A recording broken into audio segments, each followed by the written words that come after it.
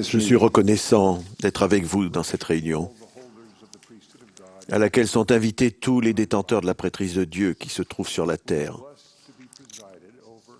Nous sommes bénis d'avoir Thomas S. Monson pour président, en sa qualité de président de l'Église. Il est le seul homme vivant, responsable des clés qui scellent les familles, ainsi que toutes les ordonnances de la prêtrise nécessaires pour atteindre la vie éternelle, le plus grand de tous les dons de Dieu. Il y a un père qui écoute ce soir, qui est redevenu pratiquant parce qu'il veut de tout son cœur avoir l'assurance de ce don. Sa femme et lui aiment leurs deux jeunes enfants, un garçon et une fille. Comme d'autres parents, il peut imaginer le bonheur céleste quand il lit ces mots. On ouvre la parenthèse, et cette même sociabilité qui existe parmi nous, ici, existera parmi nous là-bas. Seulement, elle sera accompagnée de gloire éternelle, gloire dont nous ne bénéficions pas maintenant. Fermeture de la parenthèse. Le Père qui écoute avec nous ce soir connaît le chemin qui mène à cette glorieuse destination. Ce n'est pas facile. Il sait déjà cela. Il a fallu de la foi en Jésus-Christ, un profond repentir et un changement de cœur qui s'est produit quand un évêque bienveillant l'a aidé à ressentir le pardon aimant du Seigneur. De merveilleux changements continuent à se produire quand il est allé au Saint-Temple pour recevoir une dotation que le Seigneur a décrite aux personnes à qui il a donné du pouvoir dans le premier temple de cette dispensation. C'était à Kirtland, en Ohio. Le Seigneur a dit, on ouvre la parenthèse, pour cette raison, je vous ai donné le commandement d'aller en Ohio, et je vous y donnerai ma loi, et vous y serez dotés du pouvoir d'en haut.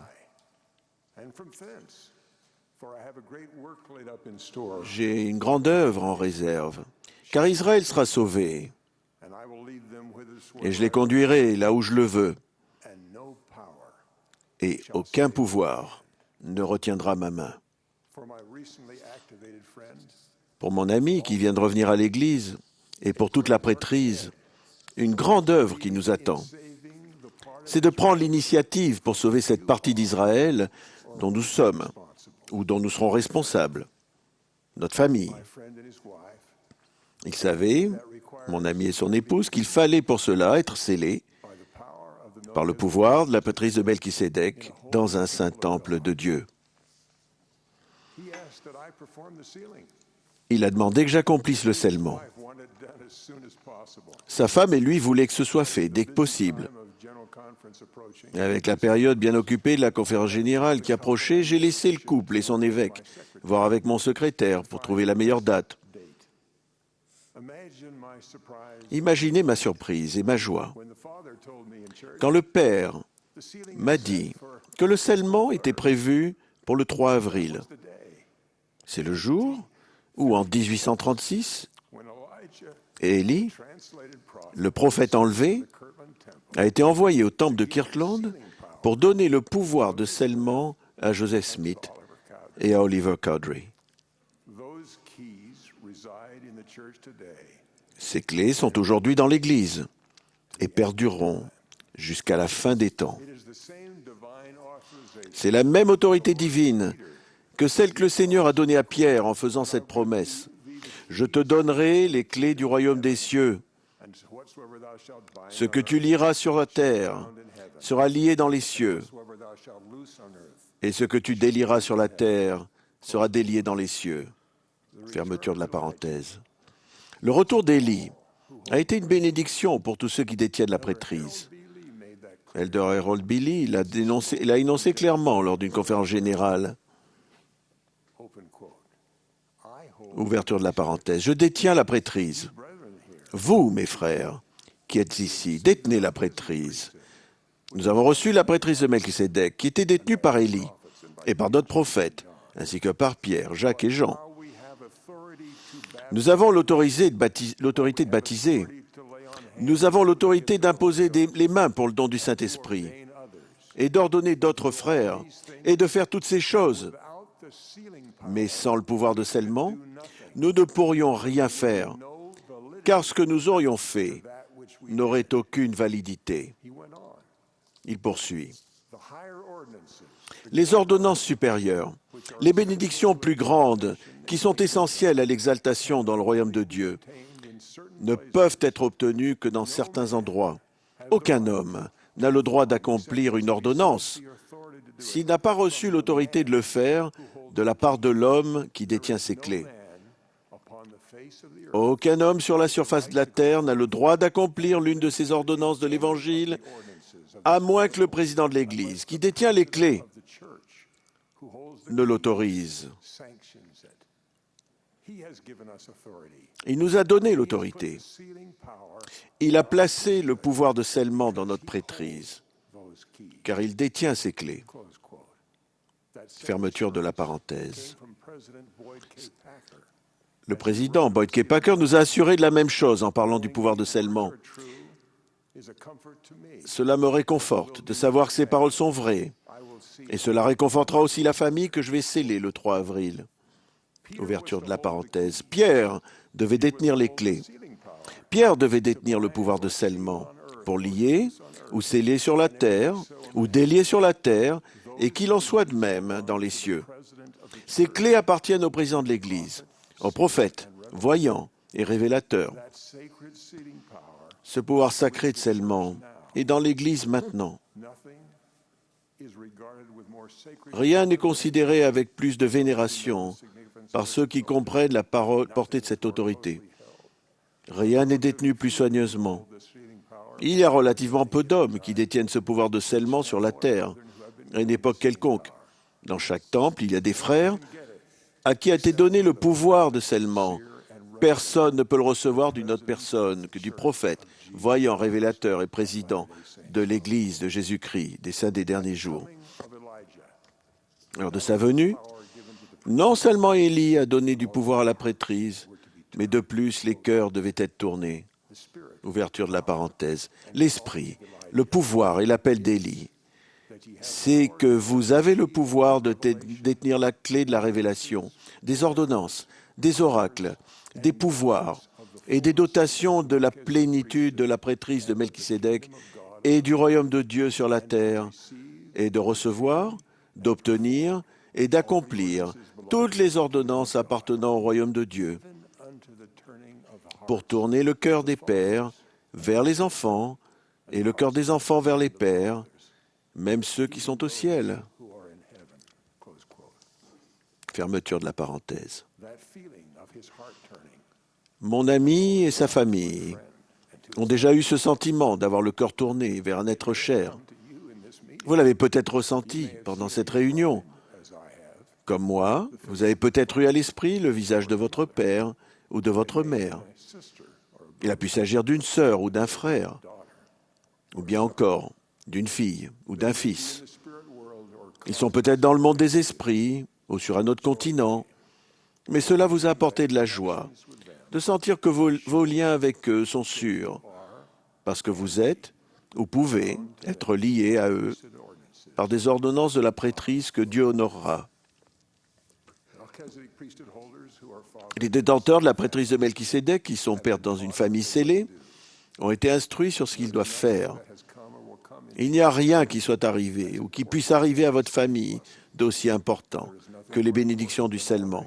Il n'y a rien de plus important que d'honorer les alliances conjugales et familiales que vous avez contractées ou contracterez dans les temples de Dieu. La manière de le faire est claire. Par votre obéissance et votre sacrifice, le Saint-Esprit de promesse doit sceller nos alliances du temple afin qu'elles soient réalisées dans le monde à venir. Le président Harold Billy a expliqué ce que signifie être scellé par le Saint-Esprit de promesse en citant Elder Melvin J. Ballard. Parenthèse. Nous pouvons tromper les hommes, mais ne pouvons pas tromper le Saint-Esprit. Et nos bénédictions ne seront pas éternelles si elles ne sont pas scellées par le Saint-Esprit de promesse. C'est le Saint-Esprit qui lit les pensées et le cœur des hommes et qui donne son sceau d'approbation aux bénédictions qui ont été prononcées sur eux. Alors, elles font force de loi, elles sont efficaces et pleinement en vigueur.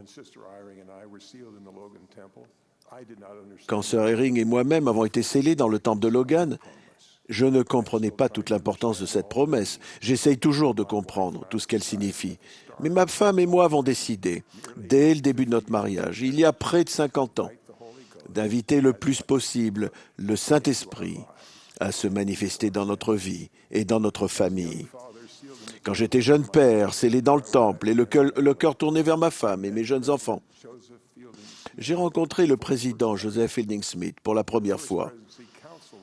Dans la salle de conseil de la première présidence où j'avais été invité, j'ai reçu un témoignage absolument certain lorsque le président Harold Billy m'a demandé, en montrant le président Smith qui était assis à côté de lui, « Vous croyez que cet homme peut être prophète de Dieu ?» Le président Smith venait d'entrer dans la pièce et n'avait pas parlé.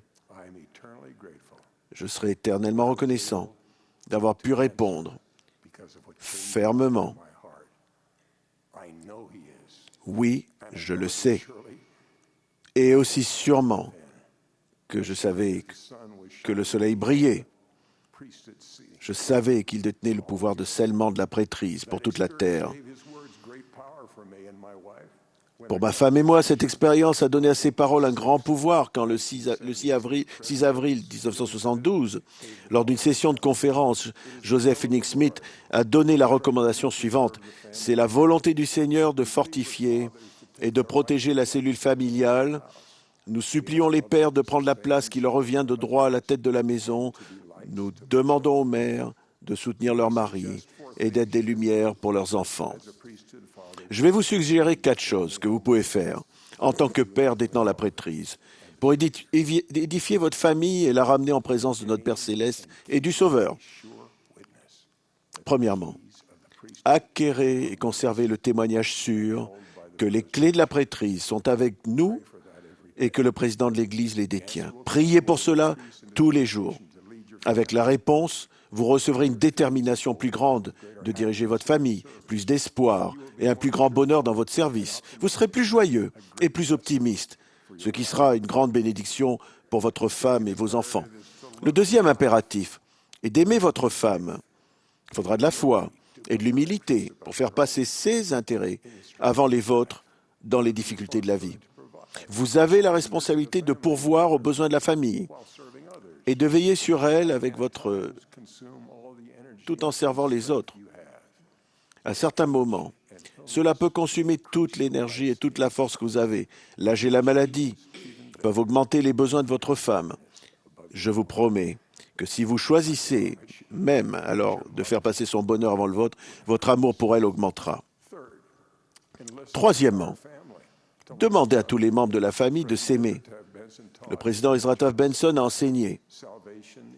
Dans un sens éternel, le salut est une affaire familiale. Les enfants ont besoin, plus que de toute autre chose, de savoir et de sentir qu'ils sont aimés, acceptés et appréciés. Ils ont besoin d'en avoir souvent l'assurance. Et évidemment, c'est le rôle que les parents doivent remplir. Et le plus souvent, c'est la mère qui peut le faire le mieux. Fermeture de parenthèse. Une autre source essentielle de ce sentiment d'être aimé vient de l'amour des autres enfants de la famille. Pour que les frères et sœurs prennent constamment soin les uns des autres, il faut des efforts incessants de la part des parents, ainsi que l'aide de Dieu. Vous savez que c'est vrai du fait des expériences que vous avez eues dans votre propre famille. Et cela est confirmé chaque fois que vous lisez le récit des conflits familiaux auxquels ont fait face Léhi et sa femme, Saria, dans le livre de Mormon. Leurs succès sont un guide pour nous. Ils ont enseigné l'évangile de Jésus-Christ d'une si bonne manière et avec tant de persévérance que des enfants et même des descendants de génération en génération ont eu le cœur adouci envers Dieu et les uns envers les autres. Par exemple, Néphi et d'autres ont écrit à des membres de leur famille qui avaient été leurs ennemis et se sont ouverts à eux. À un certain moment, l'Esprit adoucit le cœur de milliers de personnes et a remplacé la haine par l'amour. Une manière dont vous pouvez reproduire les succès de Léhi et la façon dont vous dirigez les prières familiales et le temps passé en famille, par exemple les soirées familiales. Donnez aux enfants des occasions de faire la prière, où ils peuvent prier pour les autres dans un cercle qui a besoin de bénédiction. Décelez rapidement les premiers signes de discorde et félicitez pour les actes de service désintéressés, particulièrement entre frères et sœurs. S'ils prient les uns pour les autres et se servent mutuellement, leur cœur s'adoucira et se retournera vers leurs frères et sœurs et vers leurs parents. La quatrième occasion de diriger vos enfants à la manière du Seigneur, c'est lorsque la discipline est nécessaire. Nous pouvons remplir notre obligation de corriger à la manière du Seigneur et de les diriger vers la vie éternelle. Vous vous souviendrez de ces paroles, mais vous n'avez peut-être pas vu leur puissance quand un détenteur de la prêtrise de Melchisédek prépare sa famille à vivre avec la même sociabilité qu'elle aura dans le royaume céleste. Aucun pouvoir, aucune influence ne peuvent ou ne devraient être exercés en vertu de la prêtrise autrement que par la persuasion, par la longanimité, par la gentillesse et la douceur, et par l'amour sincère, par la bonté et la connaissance pure, qui épanouiront considérablement l'âme, sans hypocrisie et sans fausseté, réprimandant avec rigueur, en temps opportun, sous l'aspiration du Saint-Esprit, et faisant preuve ensuite d'un redoublement d'amour envers celui que tu as réprimandé, de peur qu'il te considère comme son ennemi, afin qu'il sache que ta fidélité est plus forte que les liens de la mort. Ensuite vient une promesse de grande valeur pour nous, les pères en Sion. Le Saint-Esprit sera ton compagnon constant et ton sceptre, un sceptre immuable de justice et de vérité, et ta domination sera une domination éternelle, et sans moyen de contrainte, elle affluera vers toi pour toujours et à jamais. C'est pour nous un niveau d'exigence élevé. Mais lorsqu'avec foi, nous maîtrisons notre humeur et notre orgueil, le Saint-Esprit donne son approbation et les promesses et alliances sacrées deviennent sûres. Vous réussirez par votre foi. Que le Seigneur a renvoyé les clés de la prêtrise qui sont toujours avec nous, avec le lien sûr de l'amour de votre femme, avec l'aide du Seigneur pour tourner le cœur de vos enfants vers leurs frères et sœurs et vers leurs parents, et avec l'amour qui vous guidera pour corriger et exhorter d'une manière qui invite l'Esprit. Je sais que Jésus est le Christ et notre Sauveur. Je témoigne que le président Monson, que nous allons maintenant entendre, détient et exerce toutes les clés de la prêtrise sur terre aujourd'hui. Je l'aime et je le soutiens. Je vous aime et je prie pour vous, au nom sacré de Jésus-Christ. Amen.